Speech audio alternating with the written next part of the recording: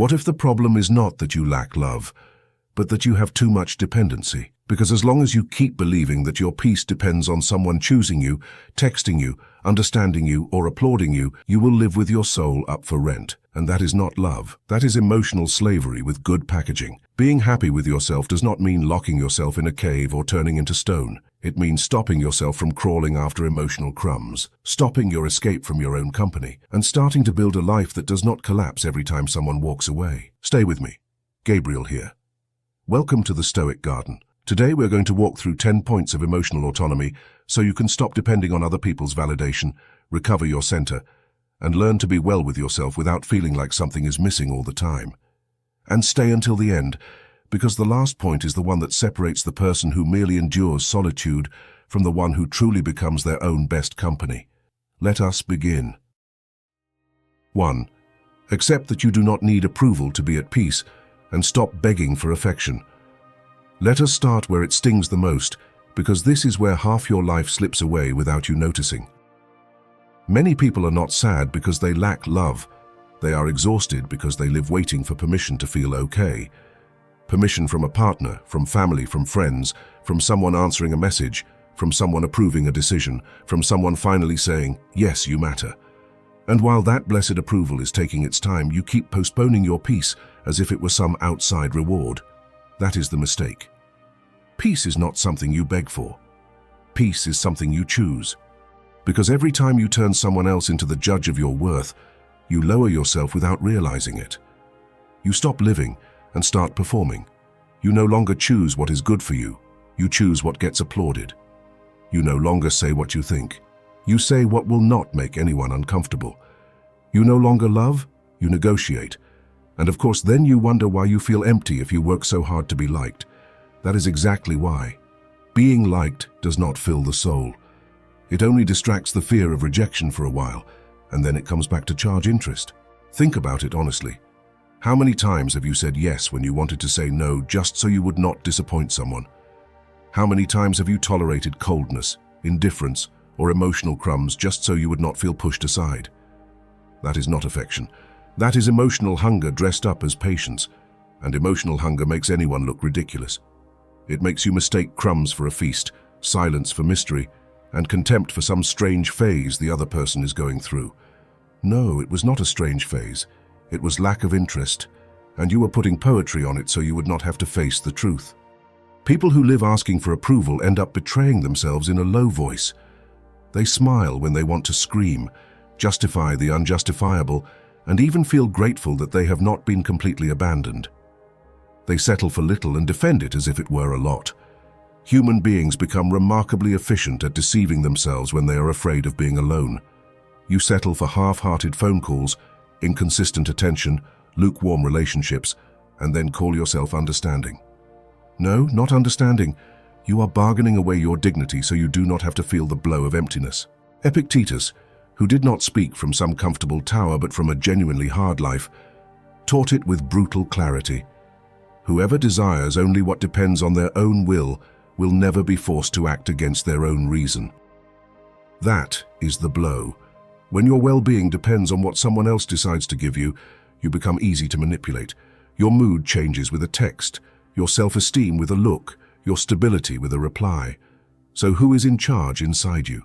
Exactly. Anyone but you. Accepting that you do not need approval does not mean becoming cold, unlikable, or thinking you are above everyone. It means stopping yourself from placing your center in other people's hands. You can love someone, enjoy company, value sincere recognition, but without turning any of it into oxygen. Because the day you need approval just to breathe, you are no longer living in freedom. You are living in emotional servitude. And sooner or later it shows. It shows in your anxiety, in your over-explaining, in your urgency to be liked, in that habit of apologizing even when you did nothing wrong. And here comes the uncomfortable but necessary part. There are people who do not respect you because you yourself taught them that you could be shaped by their acceptance. Every time you chased after them, every time you begged for understanding, every time you lowered your standards just so you would not lose their attention, you kept sending a silent message. The message was this: you can treat me however you want. I will still be here. Then the consequence hurts. but you ignored the training you gave. The world notices how you treat yourself. That is why the first act of emotional autonomy is not getting more love from others. It is stopping yourself from crawling. It is recovering the right to be at peace, even if someone does not understand you, even if someone walks away, even if someone does not validate you. Your worth does not rise when you are chosen, and it does not fall when you are rejected. That is a childish fantasy that is already costing you too much. Maturity is this too. Stop asking yourself whether people like you, and start asking whether you are respecting yourself. Because when you stop begging for affection, you do not end up empty. You end up clean. And from there, at last, you can learn to be with yourself without feeling like you are missing someone all the time. 2. Learn to tell the difference between solitude and freedom, and stop running from yourself. A lot of people get this wrong in a truly astonishing way. They think being alone is a tragedy, when very often it is an opportunity they simply do not know how to hold. They get scared of silence, free time, an afternoon without messages, a night without plans, and rush to fill everything with noise, screens, pointless conversations, and filler relationships. They call it a social life, but underneath it is just panic at meeting their own inner world. Solitude hurts when you do not know how to live with yourself. That is why some people prefer any company at all to their own presence. It is enough for there to be someone beside them, even if there is no respect, no depth, no peace. The important thing is not being left alone with their thoughts, and of course that is how they end up surrounded and empty at the same time, because bad company does not heal inner abandonment. It only distracts you from it for a while, then everyone leaves and you are back facing the same mess you were trying not to look at.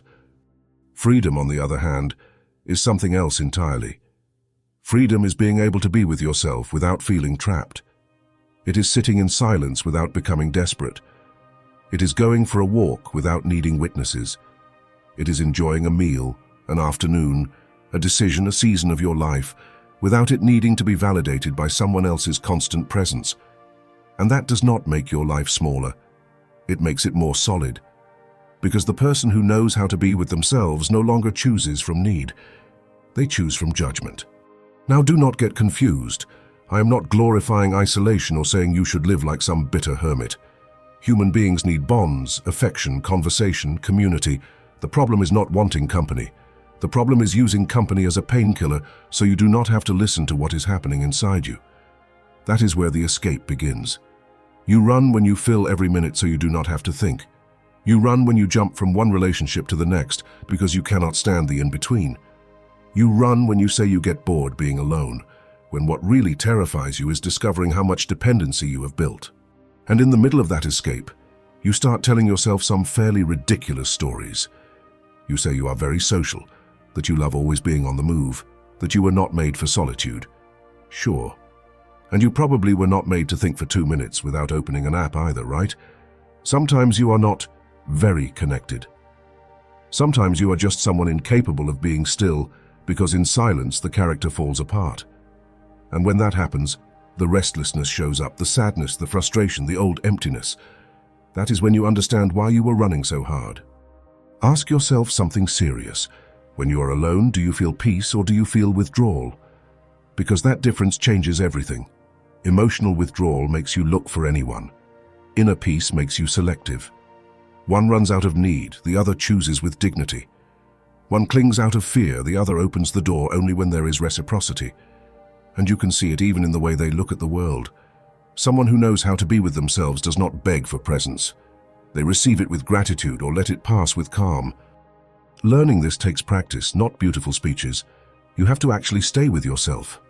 Without music blasting, without constant distractions, without the compulsion to fill every empty space.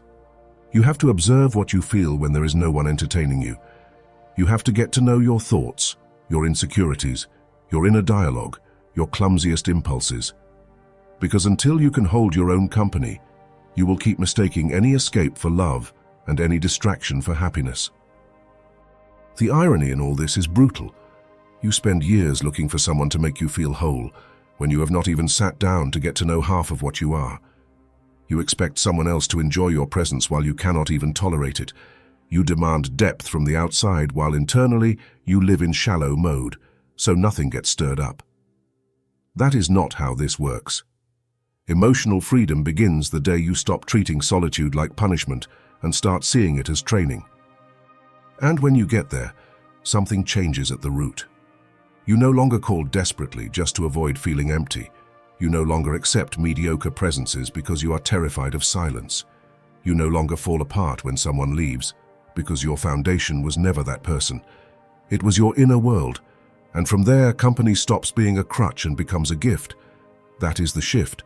This is not about getting used to being alone the way someone resigns themselves to it. It is about learning to be with yourself so honestly that for the first time, freedom starts to seem more valuable than any company that is not worthy of you. 3. Control your inner dialogue and speak to yourself with respect, not contempt. There is a silent trap here that destroys more lives than you imagine. It is not what other people say to you. It is what you keep repeating to yourself when nobody is watching. Because you can walk away from a cruel person, you can create distance from someone who humiliates you. You can close the door on someone who treats you badly. But if you carry an executioner inside your own head, then the problem travels with you. And at that point, it no longer matters where you are, because someone will always be there punishing you. That someone is you. Some people speak to themselves in ways they would not use even on their worst enemy. They make a mistake and insult themselves. They fail once and condemn themselves completely. They make an error and treat themselves as if they are a lost cause. They call themselves useless, weak, ridiculous, inadequate, and then they wonder why they live exhausted, insecure, and sensitive to every rejection. Of course, if your inner voice beats you down every day, you do not need enemies. You already have a permanent one living inside. The worst part is that many people think this makes them demanding, responsible, or humble. It does not. It makes you destructive. You confuse discipline with mistreatment, self-criticism with contempt, awareness with cruelty.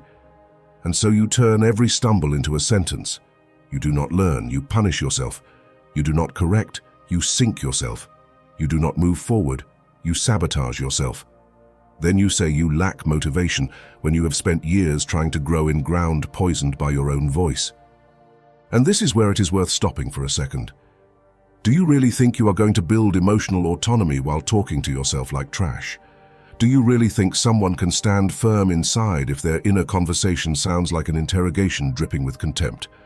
It does not work that way. No one flourishes under constant insult. They may survive for a while, yes, but at the cost of anxiety, guilt, shame, and a brutal dependence on outside validation. Because if you do not give yourself a minimum base of respect, you will go out into the world begging for it. Marcus Aurelius, who had more than enough power and more than enough real problems, reminded himself that the soul is dyed by the color of its thoughts. What a clean sentence and what a precise blow. If your thoughts are full of contempt, your character starts to absorb that filth. If your inner dialogue is dignified, steady, and clear, then your life starts putting itself in order from the inside out. Not because you become perfect, but because you stop attacking the very structure you are trying to strengthen. Speaking to yourself with respect does not mean talking to yourself like some bargain bin guru printed on a coffee mug. It is not about staring in the mirror and repeating empty phrases while inside you are falling apart. It is about telling yourself the truth without humiliating yourself. It is about recognizing a mistake without turning it into an identity. It is about changing "I am a disaster" into "I handled this badly and I am going to correct it." It seems small, but it changes everything. One destroys the person, the other strengthens character. And on top of that, your inner dialogue defines how you handle discomfort. When something goes wrong, your voice can be a guide or a sentence. It can say breathe, learn, adjust, or it can say see, you are never good for anything. One of those voices makes you freer. The other makes you more dependent, because you begin needing someone else to rescue you from the pain you yourself are intensifying. And that is how you become a hostage to any outside gesture that soothes you for a little while. That is why you have to watch what you say to yourself in ordinary moments, not just in crises. When you make a mistake, when you compare yourself, when you feel less than others, when something does not go the way you hoped, that is where your real training shows. If in those moments a firm but fair voice appears, you are building maturity. If what shows up is a furious prosecutor who crushes you just for existing, then you are still educating your mind with poison. And then you wonder why you cannot be at peace with yourself. Well, because your inner home has an intruder wearing your own voice. Start speaking to yourself like someone who deserves respect, even while correcting themselves. Do not lie to yourself, but do not spit on yourself either. Inner dignity is also practiced in silence, in the way you name yourself, in the way you interpret your mistakes, in the way you stay with yourself when no one else does. Because the day your inner voice stops being a whip and becomes an anchor, something very deep settles into place. You no longer depend so much on being comforted from the outside, because inside, you stopped abandoning yourself. 4. Set firm boundaries and stop tolerating crumbs out of fear of being alone. This is where another very common mask falls away. Many people are not as patient as they say. They are not as understanding as they claim. They are not as noble as they tell themselves. Many times they are simply afraid. Afraid of losing someone, afraid of being left without attention, afraid that setting a boundary will bring distance, anger, or abandonment. So they stay quiet, give in, endure, swallow things, justify them, and convince themselves that this is maturity. No, this is emotional cowardice with polite manners. Because a boundary is not an attack. It is a declaration of dignity. It is saying this far and no further without needing to make a scene. It is marking the line where your self-respect ends and the other person's problem begins. But of course, to set boundaries, you have to accept a consequence that terrifies many people. Someone may get upset, someone may walk away, someone may stop giving you the little they were giving you. And that is where the real reason you do not set boundaries is revealed. You do not want to lose crumbs, even though those crumbs are starving your soul. It is incredible what a person will tolerate just to avoid feeling alone. Cold messages, dismissive behavior, empty promises, inconsistent attention, hurtful jokes, lack of reciprocity, manipulation disguised as sensitivity, silence used as punishment. And all the while you keep saying you are trying to understand the situation. Right. Understanding that much also comes at a cost. Sometimes you are not being empathetic. You are being permissive with what is breaking you. And the other person, of course, is delighted. When someone gets access without effort and without consequences, they rarely correct themselves on their own. Seneca, who knew a great deal about human excess and inner discipline, left behind a brutal idea. Whoever fears death will never do anything worthy of a living person. Change one word here and you understand the whole chapter. Whoever fears solitude that much will never do anything worthy of a free person. Because if your greatest terror is being left, you will accept the unacceptable. You will lower your standards, bargain away your principles, put up with disrespect with a weak smile, and then say love is complicated. No, not complicated. You made it complicated by failing to stop what needed to be stopped. And no, setting boundaries does not guarantee people will treat you well. If only it were that simple. What it does guarantee is that you stop cooperating with what harms you. That alone is huge, because there are situations where the problem is not only that the other person behaves badly, but that you keep making yourself available to receive it as if nothing were wrong. There is responsibility there too. It hurts to admit, but it is true. You do not always control what people do to you. You do control how long you stay exposed to it, once you have already seen it clearly. In the middle of all this, it is worth asking yourself an uncomfortable question. When you accept crumbs, do you do it out of love or out of panic? Because those are two different things, and they create two different lives. Love with dignity does not force you to lower yourself to keep a bond alive. Panic does. Panic makes you wait hours for the smallest sign, celebrate basic gestures as if they were proof of devotion, and tolerate neglect you should never normalize. Then you call it what we have is complicated, as if confusion were depth. What an elegant way to decorate disrespect. A firm boundary does not always sound harsh. Sometimes it sounds simple. I do not accept this. I am not staying here. I am not going to keep explaining myself. I will not take part in a dynamic that degrades me. And when you say it for real, without inner trembling, something changes. You may lose people, yes, but you also recover your weight, your center, your clarity. You recover the feeling that you are not available to just anyone or to any kind of treatment. And that, even if it is frightening at first, ends up being deeply liberating.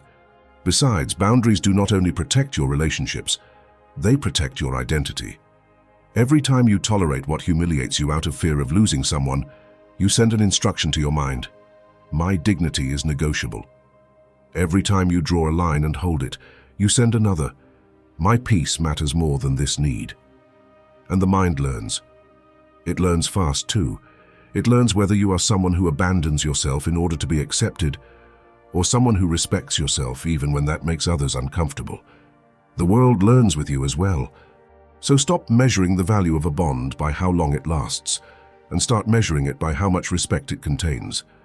Because there are long relationships that are nothing but well-disguised chains, and there are painful distances that are actually acts of health. Do not be so afraid of losing someone who only offers you crumbs. Be more afraid of becoming someone who no longer knows the difference between love and scarcity. The day you set real boundaries, you may end up with fewer people. But for the first time, you will stop settling for less than you deserve. 5. Stop explaining your life so people will validate you and start living with dignity. There is a habit that seems harmless, but it steals an absurd amount of energy from you. I mean that need to justify every decision as if you were presenting evidence before some invisible court. You explain why you walked away, why you changed, why you no longer respond the same way, why you chose a certain path, why you said no, why you are taking care of yourself now, why you no longer tolerate certain things. And deep down you are not communicating. You are asking for permission to live the way you should. That happens when you still have not given yourself inner authority. Because you do not fully trust your own judgment, you look for someone to bless it. You need people to understand you in order to feel calm, to approve of your change so you can sustain it, to validate your decision so you will not doubt it so much. So you talk too much, clarify too much, argue too much. You give long explanations to people who neither respect you nor are genuinely interested in understanding you. They just want to keep the access they had to your life, your time, or your obedience. And here comes an uncomfortable truth. Not everyone deserves a detailed explanation of your process. Some people do not ask to understand you. They ask to examine you, question you, make you doubt yourself, or push you back into the place where you were more useful to them. That is why every time you try to justify your growth to someone who was comfortable with your weaker version, you end up exhausted. Not because you lack arguments, but because you are trying to convince someone who preferred you to remain easy to manipulate. Look at it closely. When a person decides to take care of themselves, set boundaries, or change a toxic dynamic, the chorus of confusion appears immediately. You are not the same. You have changed. You think too highly of yourself. You used to be more accessible. I do not understand why you are acting like this. Of course they do not understand. They were delighted with the version of you that never pushed back, that was always available, and that explained itself as if it owed something. When you change, not everyone loses the same person. Some people lose convenience, and that bothers them far more than they admit. Epictetus expressed it with the sobriety of someone who had already stopped begging for approval. If you want to improve, be content to be thought foolish and stupid by others. What a tremendous line. Because a large part of suffering comes from that very thing, from wanting to look reasonable in everyone's eyes while you are trying to save yourself inside. But there are moments when growing will make you look bad to people who only understood your submission, and you will have to endure that. Without putting up a defense, without justifying yourself to exhaustion, without lowering yourself to explain your dignity to someone who would not know what to do with it. Now, this is not about becoming secretive or arrogant. I am not talking about hiding behind silence to avoid every uncomfortable conversation. I am talking about learning to distinguish. One thing is speaking clearly with someone who matters to you and treats you with respect. Something very different is subjecting your decisions to a constant round of emotional approval. That is when you stop living and start filing reports. And life is not meant for that. Your peace cannot depend on everyone understanding the path you are choosing. Besides, the more you explain yourself MTVKH anxiety, the less weight your words carry. Because over-explaining rarely communicates clarity. It communicates insecurity, and people can feel that. They can tell when you are speaking from firmness, and when you are begging to be understood so you do not have to feel guilty. That is why sometimes one short sentence is worth more than 10 minutes of defending yourself. I cannot keep doing this. I am not going to do that. I have made this decision. I need distance. That is enough. Dignity does not always say much, but when it speaks, it does not tremble. Halfway through this process, It is worth asking yourself something that cuts through a lot of self-deception. Do you want to express yourself, or do you want to be absolved? Because if what you want is absolution, you will keep talking until you find a face that tells you that you did the right thing. And when you do not find it, you will fill with doubt even though deep down you knew perfectly well that you had to act this way. That is the trap. You trade an inner compass for an external jury. Then you wonder why you feel lost, because you handed the wheel to other people's opinions. Living with dignity means accepting that you will not always be understood in real time. Some decisions are only understood from a distance, once you are no longer trapped in the noise of other people's expectations. Sometimes you will have to endure being misunderstood by people who cannot tolerate your change. And that is okay. It truly is okay. Not every misunderstanding deserves a defense. Not every criticism deserves an answer. Not every person's discomfort requires you to lower yourself and explain yourself again. When you stop narrating your life so others will approve of it, something profound happens. You save energy, recover presence, and become much steadier. You are no longer focused on how each person reacts to your decision. You start evaluating whether that decision honors you, puts you in order, protects you, or degrades you. And that shift is worth gold, because a person who no longer explains themselves in order to be validated starts walking differently, calmer, more sober, freer. Not because everyone understands them, but because at last they stopped living as if they needed permission to be who they have to be. 6. Put your daily routine in order and build emotional stability through structure. This is where many people want noble emotional results while living with completely chaotic habits.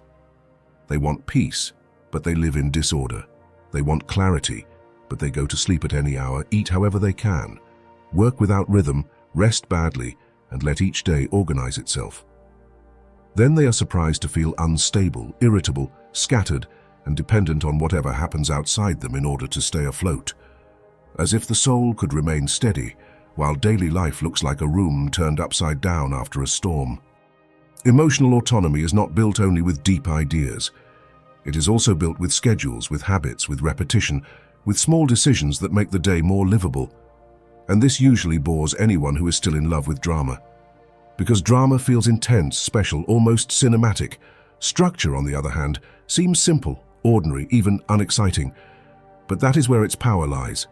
What stabilizes you is usually not spectacular, it is usually consistent.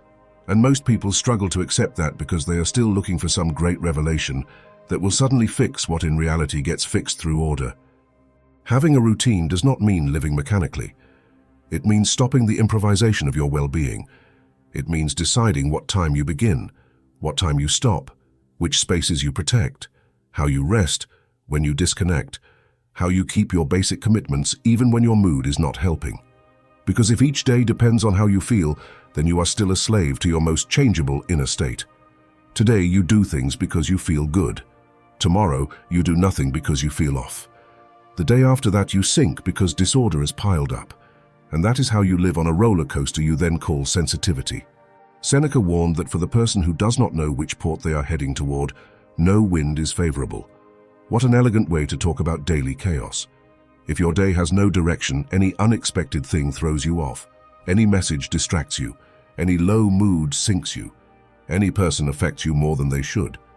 On the other hand, when you have structure, not because you are rigid but because you have an axis, your mind stops wasting energy on 100 useless decisions. You know what needs to be done, and because you know it, you hold yourself together better. On top of that, routine reduces a very common trap: emotional dependence on stimulation. Some people only function when something outside them activates them. A sweet message, something new, a night out, a conversation, a crisis, a conflict, a strong emotion. If nothing happens, they feel empty. If there is no intensity, they feel lost. That is why structure is so valuable. It teaches you how to live well in the ordinary too. It teaches you not to need fireworks in order to feel alive. And that is maturity, even if there is nothing glamorous about it. Think about this honestly. How much of your distress is truly philosophical, and how much of it is just accumulated disorder? Because sometimes you do not need an epiphany. You need to go to bed earlier, eat better, put your phone down for a while, have a less chaotic morning, and follow through on the basics for a week without sabotaging yourself. But of course, that sounds too simple for the ego. The ego would rather feel like a complicated case than admit that part of its suffering comes from living without structure.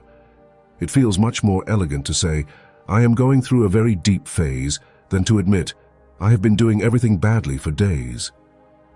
Daily structure also creates an inner sense of reliability. When you follow through with yourself, even in small things, you become someone more believable to yourself. And that is enormous. Because a large part of insecurity comes from not knowing whether you will show up when you need yourself. You say you are going to do something, and then you do not. You promise to take care of yourself and then do not sustain it. You announce changes, and by the third day you dissolve. So your mind learns not to fully trust you, and without that trust, any strong emotion sweeps you away. You do not need to design a monk's life or turn your schedule into a prison. It is enough to have clear pillars, a reasonable bedtime, a time to move your body, a space to think, organized work, real breaks, less exposure to other people's chaos, less foolish improvisation.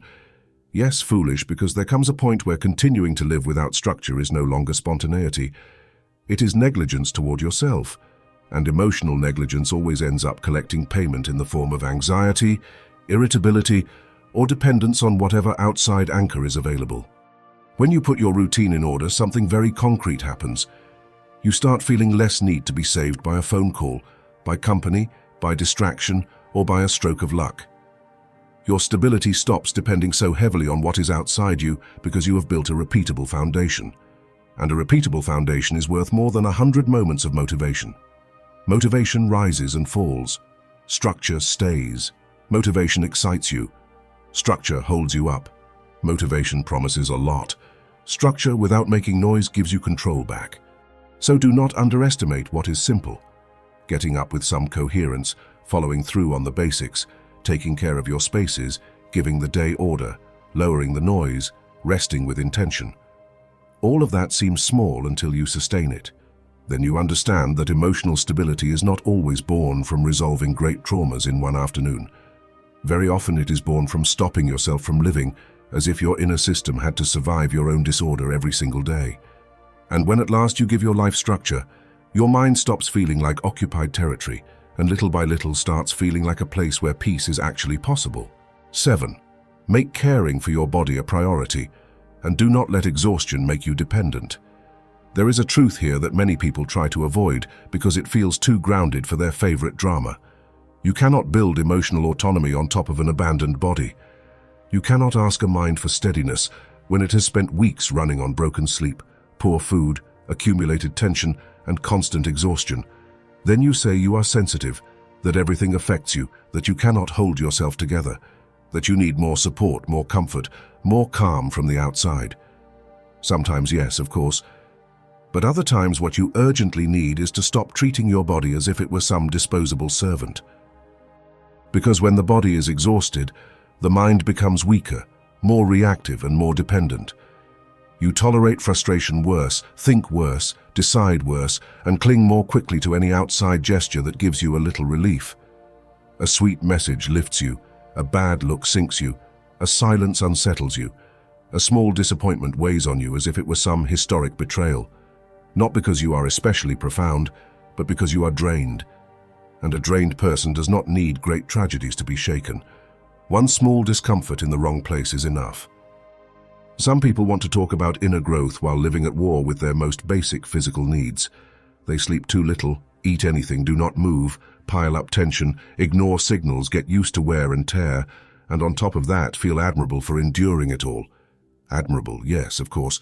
Very heroic, right up until you explode over something trivial, become irritable with people who do not deserve it, or end up looking for emotional refuge because you can no longer handle your own nervous system. Human beings have such a curious habit of calling prolonged negligence strength. Marcus Aurelius, who knew what real demands were, did not idolize neglect. He understood that you are soul and body working together, not enemies trapped in some absurd fight. And that is worth remembering because there are people who talk about dignity while keeping themselves going on nothing but exhaustion. Then they want patience, clarity, temperance, self-control, beautiful speech. The problem is that an exhausted body tends to turn a minor annoyance into a threat and an emotion into a storm. Then you wonder why you react this way. because you are trying to philosophize on an empty tank. And here comes a question that makes many people uncomfortable. How many times have you confused emotional need with simple physical exhaustion? How many times have you desperately sought comfort when in reality you were sleep-deprived, overloaded with tension, or simply worn out? This happens far more often than you think. A neglected body amplifies the feeling of lack. It makes you feel lonelier than you are, more fragile than you really are, more dependent than you truly need to be. Not because your pain is fake, but because it is being intensified by a weakened system. Caring for your body is not vanity or indulgence. It is emotional discipline in concrete form. It is sleeping with intention, eating with some order, moving even when you do not feel like it, breathing more slowly, getting out of confinement, lowering overstimulation, and stopping your use of exhaustion as a lifestyle. Because yes, there are people who live so tired that they have turned it into part of their identity, always at the limit, always dragging themselves, always saying they cannot take any more. And of course they cannot. They have spent months treating recovery as if it was some optional luxury. Besides, when you do not prioritize your body, you become much easier to manipulate. Exhaustion makes you give in sooner, settle sooner, cling sooner to any source of quick relief. Impulsive food, other people's attention, mediocre company, endless distractions, relationships that soothe you for a while but throw you into disorder afterward. An exhausted body asks for immediate rescue. And that is when dependency appears, not because you are weak by nature, but because your system is looking for anything that can pull it out of momentary collapse. Seneca said the body should be treated with rigor, but not with slavery. Look at how balanced that is. This is not about idolizing it or obeying every comfort as if you were made of glass. It is about not abandoning it. It is about understanding that your emotional stability also depends on how you inhabit the physical body that sustains you. Your character does not float in the air. It lives in a real body, with real rhythms, real limits. Ignoring that does not make you more spiritual. It makes you more foolish. Start with the basics and do it without any drama. Rest better, move more, eat with some judgment, let go of some of the overstimulation, drink water, breathe, go for walks, slow down. It sounds elementary, and that is exactly why so many people dismiss it. But there is nothing sophisticated about being broken by miserable habits. Real inner elegance is also visible in how you physically support yourself when no one is watching. When you make caring for your body a priority, something begins to settle without making noise. Your mind stops living on the edge, your emotions lose unnecessary intensity, and your need for outside support decreases because you are no longer functioning from collapse. Then yes, you begin to see more clearly the difference between love and dependency, company and a crutch, sensitivity, and what was really just accumulated exhaustion. And that discernment is worth a great deal, because sometimes emotional autonomy does not begin with a great idea. It begins the night you finally sleep well, the day you move with discipline, and the moment you decide to stop sabotaging, through your body, the peace you keep saying you want. 8.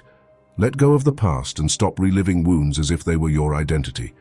This chapter hurts, because this is where many people cling to what wounded them as if that were the full explanation of who they are. And yes, things have marked you.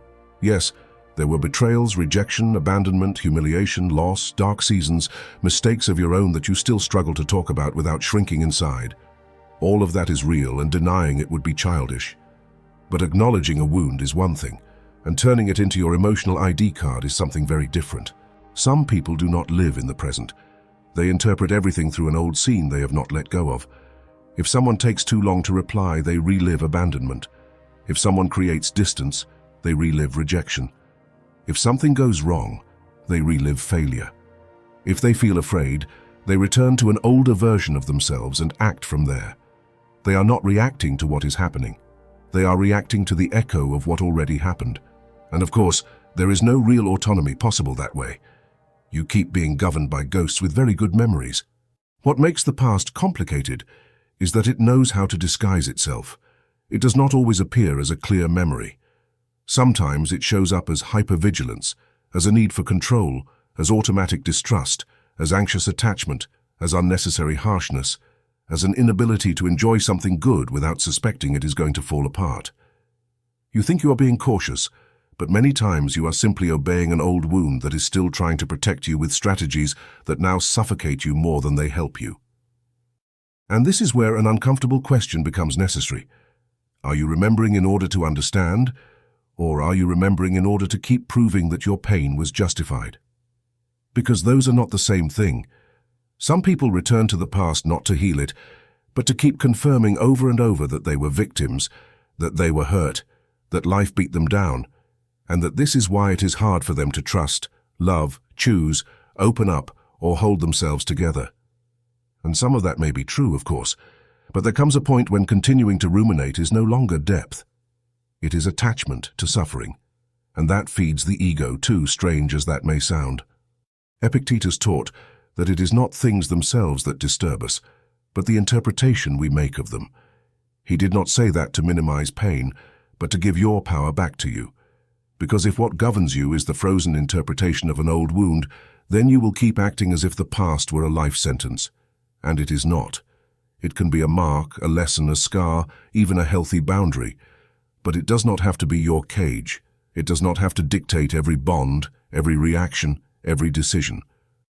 Letting go of the past does not mean forgetting or pretending nothing happened. It also does not mean becoming naive and opening the door to anyone as if you had learned nothing. Letting go is something more serious than that. It means stopping the use of what happened to you as an automatic excuse for not changing.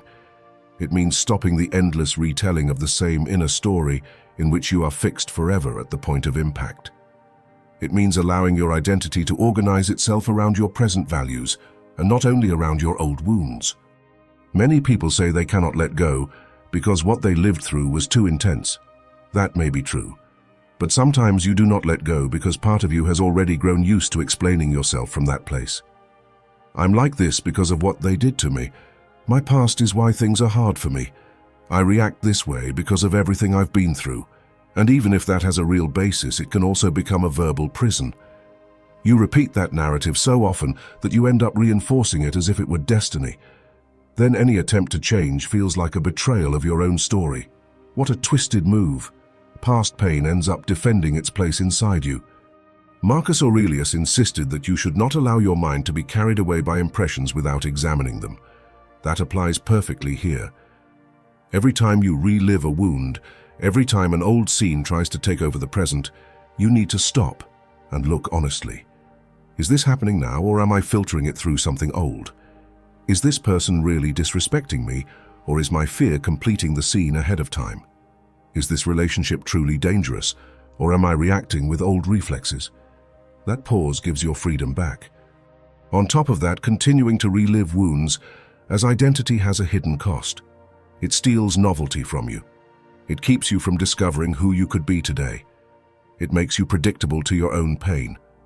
You already know how you react. You already know what topic triggers you. You already know which memory drags you under. You already know which pattern you are going to repeat. And even though it hurts, it also gives you a strange sense of control. That is why letting go is frightening. Because letting go does not just mean leaving the damage behind. It means leaving behind a familiar version of yourself. But it has to be done. You have to stop worshipping the wound. You have to stop visiting it as if it were an altar where you explain all your current limitations. What happened matters, yes. What you are doing with it now matters more. Because the past can teach you, but it should not manage you. It can give you clarity, but it should not devour your future. It can make you more aware, but it should not condemn you to live forever on the defensive. When you truly let go, you do not erase your story. You put it back in its proper place. It is no longer the absolute center of your identity, no longer the excuse behind every reaction, no longer the mandatory lens through which you see everything. It becomes part of you, but not your owner. And from there a new lightness appears, one that does not come from denying pain, but from no longer obeying it as if it still held command. That is where a very serious kind of freedom begins. The freedom of someone who honors what they lived through, learns from it, but no longer needs to keep bleeding just to prove it was real. 9. Choose quality company, but learn to walk away when there is no respect. Here it is time to dismantle another pretty damaging fantasy. Not all company is good just because it keeps silence away. Not every presence adds value just because it takes up space in your life. And not every connection deserves to be sustained just because at first it promised something beautiful. Some people come in with charm and stay while draining your peace. They give you conversation, intermittent attention, pleasant moments, a certain sense of belonging, but along with that they leave you with unease, exhaustion, confusion, and a constant need to measure what place you hold. That is not quality company. That is emotional noise dressed up as connection. The quality of someone's company is not seen in how much they talk to you, or how often they appear, or how intense they are. It is seen in what they leave inside you. It shows in whether after spending time with that person you feel clearer or more confused, more dignified or smaller, more calm or more anxious. But of course, in order to tell the difference, you need some maturity, because when you are still starving for affection, any halfway warm gesture feels incredibly valuable. And that is how you end up opening the door to people who do not bring respect, only entertainment, habit, or convenience. Some relationships are kept alive only because one of the two people does not know how to leave in time. They see the signs, feel the wear and tear, notice the lack of reciprocity, the disguised disinterest, the small acts of disrespect, the strange energy, the repeated discomfort. All of that is there. But instead of taking it seriously, they insist. More chances, more explanations, more patience, more credit, all to avoid accepting what is obvious. A relationship without respect does not improve through insistence. It only gets prolonged. And while you prolong it, you grow used to something you should never normalize. Musonius Rufus, a less quoted but very clear Stoic teacher, understood that good company strengthens character, and bad company slowly degrades it. Someone does not have to destroy you in a dramatic way to harm you. It is enough for them to pull you into a more anxious, more insecure, more pleasing, more scattered version of yourself. It is enough for their presence to make you betray yourself in small doses. At that point, there is already loss. At that point, it is already worth asking whether you are sharing yourself from freedom or from a poorly disguised need. And here comes a question worth driving straight into the middle of your chest. Are you staying because there is value there, or are you staying because leaving is hard for you? Because those are different things. When there is value, even if there are differences or difficult moments, the bond still holds respect, honesty, and a certain underlying peace. But when leaving is hard for you, you usually justify too much. You explain what the other person maybe meant, you minimize what hurt you, you tell yourself nobody is perfect, that every relationship takes effort, that maybe you are exaggerating. And yes, nobody is perfect.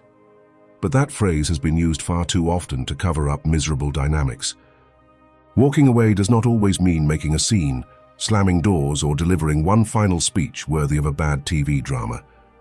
Sometimes walking away simply means stopping the effort, stopping the search, stopping the chase for closeness where there is no care, stopping yourself from sitting at a table where your dignity always arrives last. That calm withdrawal holds tremendous power because it does not come from resentment, but from discernment. You do not leave to punish. You leave because you understood, and understanding in time is a very elegant way to protect your peace. On top of that, learning to walk away is a clear sign of emotional autonomy. A dependent person endures too much. They stay where there is no respect because they confuse staying with loyalty. They think leaving is failure, that letting go is losing, that stepping away is an overreaction. A person who has matured understands something else. They understand that walking away from what is beneath your dignity is not weakness, it is moral health. It is refusing to keep participating in a dynamic that shrinks you, wears you down, or forces you to lower yourself in order to sustain it. Marcus Aurelius reminded himself that the best revenge is not to become like the person who hurt you. Bring that into this territory, and you will see the lesson. When you stay too long in relationships without respect, you end up looking a little like the dynamic that wounds you. You become reactive, distrustful, needy, overly ironic, overly harsh, or overly eager to please. You lose your shape. By contrast, when you walk away in time, you preserve something deeply valuable: your inner tone, your way of being, your ability not to distort yourself just to fit where you were not being treated with dignity. Choosing quality company also means tolerating certain temporary emptiness. Because yes, sometimes between letting go of a mediocre presence and finding a valuable one, there is a stretch of silence. And that stretch makes anyone nervous who still clings out of fear. But a clean silence is better than company that dirties you inside. An empty table is better than one full of people who force you to make yourself smaller just so they will not feel uncomfortable. That is hard to accept until one day you truly understand it, and after that there is no going back. When you learn this, you stop measuring the richness of your life by the number of people around you, and start measuring it by the quality of the respect that accompanies you. You become more selective, yes, but also freer. You no longer try to fill spaces at any cost. You look for presence with truth, calm, and reciprocity. And when that is not there, you know how to walk away without turning into a beggar for attention or an angry judge. You simply step aside. That restraint is worth gold, because emotional autonomy is not only about knowing how to be alone, it is also about not staying where your dignity has to pay an entrance fee just to be tolerated. 10. Build a purpose for this stage of your life and become your own best company. We have reached the point that ties everything together because you can stop begging for approval, learn to be alone, take care of your inner dialogue, set boundaries, bring order to your life. Let go of the past and choose better who you let in. All of that is necessary. But if you do not build a purpose for this stage of your life, sooner or later you will feel empty again. And emptiness, when it cannot find direction, always tries to fill itself with people, distractions, or dependency. Purpose does not have to be grand, epic, or worthy of some pompous biography. You do not have to discover the mission of the universe, or wake up tomorrow transformed into a wise man in a robe. Something much more serious and much more useful is enough. You need direction. You need to know what you are cultivating in this stage, what kind of person you are building, what habits, what character, what peace, what inner craft, what way of living you want to strengthen. Without that, emotional autonomy remains incomplete. You endure better, yes, but you still are not directing your energy towards something that makes it fruitful.